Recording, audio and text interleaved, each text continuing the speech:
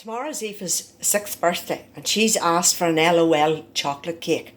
So first of all, I'm going to make 3 chocolate cakes to give it a good bit of depth.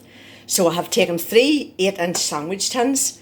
I've greased them just with margarine and I have lined each one with a square of baking parchment or greaseproof paper and I've greased it again. So that's the 3 tins ready for the chocolate cake.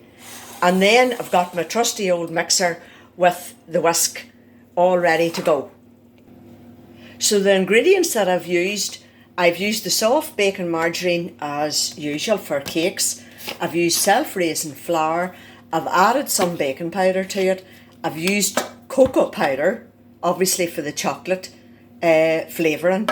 And I've used light brown sugar this time. Used all that I had in that packet. So instead of using caster, just to give it that more caramelly flavour and obviously to help with the depth of colour as well. So I have everything in the mixer. So all the ingredients, including the eggs, are in the mixer. So I'm going to beat it. Probably take a couple of minutes for it all to come together.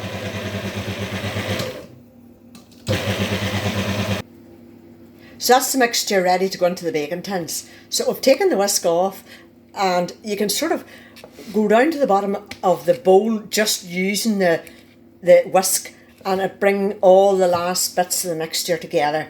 So that's it ready to go into the cake tins. I've nobody helping me today to do the video, but I think we're working out all right. So I've divided in between the 3 tins and into the oven. I've set the oven at 160 and it will take it roughly half an hour. So this is my cake out of the oven. How do I know the cake's ready? Well, I press it on the top and as you can see, it springs back. So my 3 cakes are ready and I'm going to assemble them. So because it's a chocolate cake, I've made chocolate ganache. And I've made the ganache in advance, and ganache is made by adding boiled double cream to chocolate and then stirring it well until it melts and you've got a lovely chocolate, smooth chocolate runny sauce. I have let this sit and it is now quite solid, but you can soften it and I'll be doing that by putting it in the microwave for a couple of seconds and keep stirring it until you get the consistency that you want. You can use any chocolate, milk chocolate, dark chocolate.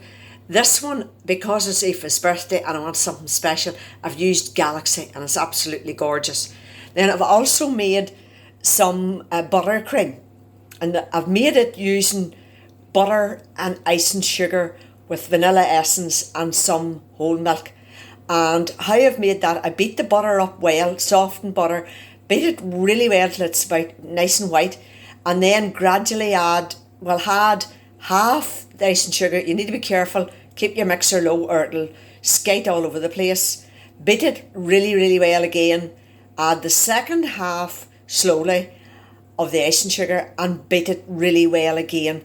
And add your milk and your vanilla essence. You need the vanilla essence to give it that nice flavour. Now it's a lovely soft buttercream. I'm going to use it for Aoifes' cake, but I'm also going to use it for cupcakes. Because I'm using it for a birthday cake and I've got to put a crumb coat on it, it takes quite a lot of buttercream. So when I get to that stage, I'll show you that in a wee second. So I'm going to assemble my chocolate cake. I've got a purple cake board. This cake board, I'll probably use it a couple of times. Whenever we're finished and Aoifes' cake has gone, I'll just wipe it over with a damp cloth and that'll do me another go. So to start off, I need to stick the cake onto the cake board and I usually take a wee bit of just icing sugar with water